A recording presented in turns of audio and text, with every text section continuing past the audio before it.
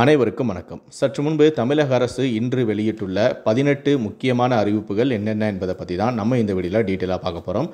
முடிந்தளவுக்கு இந்த வீடியோவை ஸ்கிப் பண்ணாமல் முழுமையாக பாருங்கள். இந்த வீடியோக்குள்ளே போகிறதுக்கு முன்னாடி இந்த வீடியோக்கு ஒரு லைக் பட்டனை ப்ரெஸ் பண்ணிடுங்க. நீங்கள் இதுவரைக்கும் என்னோட சேனலை சப்ஸ்கிரைப் பண்ணாமல் இருந்தீங்கன்னா மறக்காமல் சப்ஸ்கிரைப் பண்ணிக்கோங்க. கூடவே அந்த பெல் சிம்பிளையும் மறக்காமல் கிளிக் பண்ணிக்கோங்க. சரி, வாங்க இப்போ நாம் வீடியோக்குள்ளே போகலாம். முதல் அறிவிப்பு. சுதந்திர தின விடுமுறையொட்டி இன்று சென்னை எழும்பூரிலிருந்து செங்கோட்டைக்கு சிறப்பு ரயில் இயக்கப்படும் என தெற்கு ரயில்வே அறிவித்துள்ளது. சென்னை எழும்பூரிலிருந்து ஆகஸ்ட் 14ஆம் தேதி இரவு 9:55 மணிக்கு புறப்படும் இந்த சிறப்பு ரயிலானது மறுநாள் மதியம் 11:30 மணிக்கு செங்கோட்டைக்கு வந்து சேரும். இதேபோல செங்கோட்டையிலிருந்து ஆகஸ்ட் 17ஆம் தேதி மாலை 7:45 மணிக்கு புறப்படும் சிறப்பு ரயிலானது மறுநாள் காலை 9:05 மணிக்கு சென்னை எழும்பூர் சென்று சேரும். இரண்டாவது அறிவிப்பு. இன்று ஆகஸ்ட் 14இல் தலைமைச் செயலகத்தில் காலை 11 மணிக்கு முதலமைச்சரான மு.க. ஸ்டாலின் தலைமையில் தமிழ்நாடு அமைச்சரவை கூட்டம் நடைபெற உள்ளது.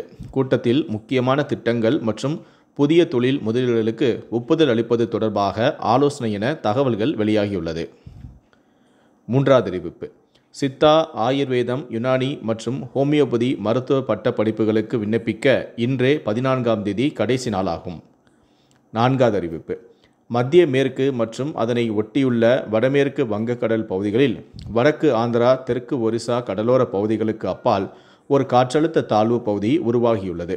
இது அடுத்த 24 மணி நேரத்தில் மேற்கு வடமேற்கு திசையில் நகர்ந்து ஆழ்ந்த காற்றழுத்த தாழ்வு பகுதியாக வலுவடைந்து வடக்கு ஆந்திரா, தெற்கு ஒடிசா பகுதிகளை கடக்கக்கூடும்.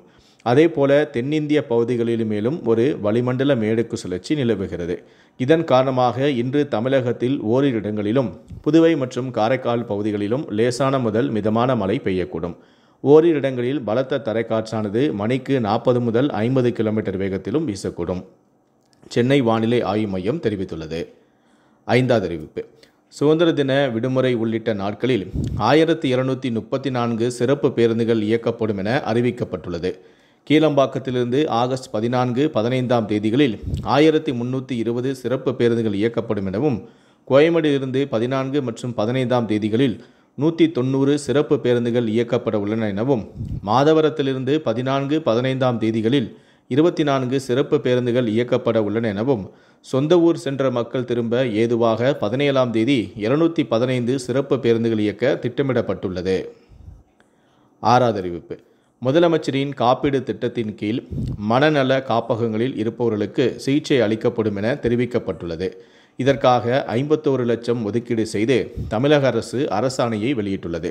108 மனநல காப்பகங்களில் உள்ள 5944 பேரை காப்பீடு திட்டத்தின் கீழ் இணைத்து சிகிச்சை அளிக்க அனுமதி அளிக்கப்பட்டு, இதற்காக 51 லட்சம் ரூபாய் ஒதுக்கீடு செய்து மருத்துவம் மற்றும் மக்கள் நல்வாழ்வுத்துறை அரசாணையை வெளியிட்டுள்ளது. ஏழாவது அறிவிப்பு.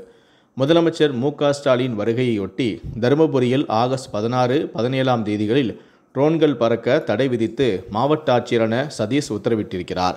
தடையை மீறி ஆளில்லா வான்வழி வாகனங்களை பறக்கவிட்டால் நடவடிக்கை எடுக்கப்படும் எனவும் எச்சரிக்கை விடுத்திருக்கிறார். ஆகஸ்ட் 17இல் தருமபுரியில் பல்வேறு வளர்ச்சி திட்ட பணிகளை முதலமைச்சர் தொடங்கி வைக்கிறார். எட்டாவது அறிவிப்பு. ஆகஸ்ட் 16ஆம் தேதி கிருஷ்ண ஜெயந்திக்காக அரசு விடுமுறை என்பதால் நலம் காக்கும் ஸ்டாலின் முகாம் நடைபெறாது என அறிவிக்கப்பட்டுள்ளது. தமிழ்நாட்டில் வாரந்தோறும் சனிக்கிழமைகளில் இந்த முகாம் நடைபெற்று வருகிறது. ஒன்பதாவது அறிவிப்பு.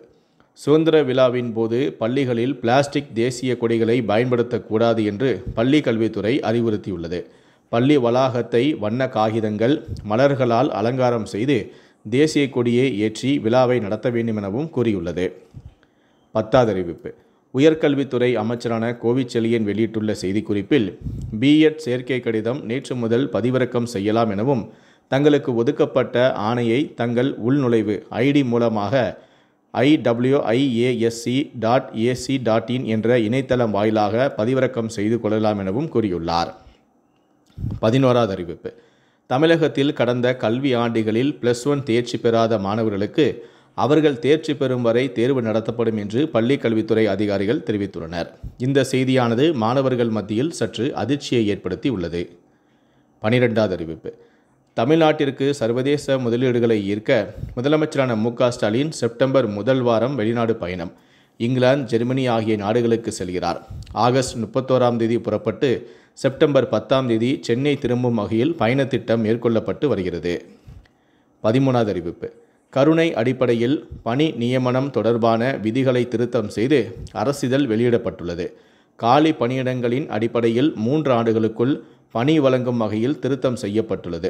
மாநில அளவில் பதிவு மூப்பு பட்டியல் தயார் செய்ய அதிகாரிகளுக்கு தமிழக அரசு அறிவுறுத்தியும் உள்ளது. நிலுவையில் உள்ள விண்ணப்பங்களுக்கும் மாநில அளவில் மூப்பு பட்டியல் வெளியிட அறிவுறுத்தப்பட்டுள்ளது. திருத்தம் செய்யப்பட்ட பணி நியமனை ஆகஸ்ட் 4ஆம் தேதி முதல் அமலுக்கு வந்ததாகவும் தமிழ்நாடு அரசு அறிவித்துள்ளது. 14வது அறிவிப்பு. இளநிலை பொறியியல் BE BTech பட்டப்படிப்பு துணை கலந்தாய்வில் மாணாக்கர் சேர்க்கைக்கான இணையதள விண்ணப்ப பதிவானது இன்று வரை நீடிக்கப்பட்டுள்ளதாக உயர்கல்வித்துறை அமைச்சரான கோவிச்செழியன் அவர்கள் தெரிவித்துள்ளார். 15வது அறிவிப்பு.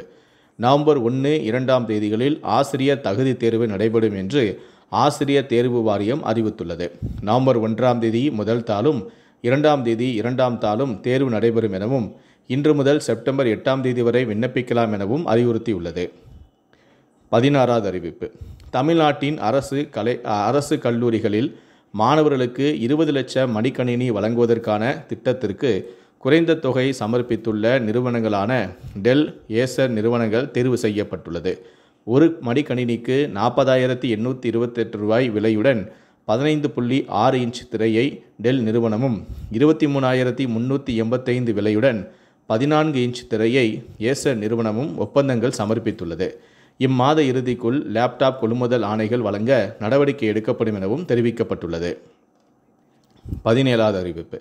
37 கோடி மொத்த பரிசு தொகையுடன் நடைபெறவுள்ள முதலமைச்சர் கோப்பை விளையாட்டுப் போட்டிகளுக்கு ஆகஸ்ட் 16ஆம் தேதி வரை cmtrophy.stat.in என்ற இணையதளங்களில் முன்பதிவு செய்யலாம் என தமிழ்நாடு விளையாட்டு மேம்பாட்டு ஆணையம் அறிவுறுத்தியுள்ளது. 83 கோடியே 37 லட்சத்தில் 5 பிரிவுகளில் ஆகஸ்ட் 22 முதல் அக்டோபர் 12ஆம் தேதி வரை இந்த போட்டிகளும் நடத்தப்பட உள்ளன. 18வது அறிவிப்பு. நடப்பாண்டில் நாய்க்கடியால் 20 பேர் உயிரிழந்ததாக தமிழக அரசு தெரிவித்துள்ளது. தமிழ்நாட்டில் ஜனவரி 1 முதல் ஆகஸ்ட் 10 வரை 3,67,604 பேர் நாய்க்கடியால் பாதிக்கப்பட்டுள்ளனர் எனவும் தமிழ்நாட்டில் அதிகபட்சமாக சேலம் மாவட்டத்தில் நாய்க்கடியால் 25,182 பேர் பாதிக்கப்பட்டுள்ளனர் எனவும் 2024ஆம் ஆண்டு நாய்க்கடியால் 4,80,483 பேர் பாதிக்கப்பட்டு 43 பேர் உயிரிழந்துள்ளதாக தமிழ்நாடு அரசு தெரிவித்துள்ளது. நாடு முழுவதும் 8 வாரங்களுக்குள் தெருநாய்களை கட்டுப்படுத்த நடவடிக்கை எடுக்க வேண்டுமென உச்சநீதிமன்றம் உத்தரவிட்டுள்ள நிலையில் தலைமைச் செயலகத்தில் தலைமைச் செயலாளர் முருகானந்தம் தலைமையில் அவசர ஆலோசனை கூட்டமும் நடைபெற்றது. இந்த 18 அறிவிப்புகளை பற்றிய உங்களுடைய கருத்துக்களை கீழே இருக்கக்கூடிய கமெண்ட் செக்ஷனில் மறக்காமல் சொல்லுங்கள். முடிந்தளவுக்கு இந்த வீடியோவை மற்றவங்களுக்கும் ஷேர் பண்ணுங்கள். மேலும் இது போன்ற பல வீடியோக்களை பார்க்கணும் அப்படின்னு நினச்சிங்கன்னா மறக்காமல் என்ன சொன்னீங்க சப்ஸ்கிரைப் பண்ணுங்கள். கூடவே அந்த பெல் சிம்லையும் மறக்காமல் கிளிக் பண்ணுங்கள். நன்றி, வணக்கம்.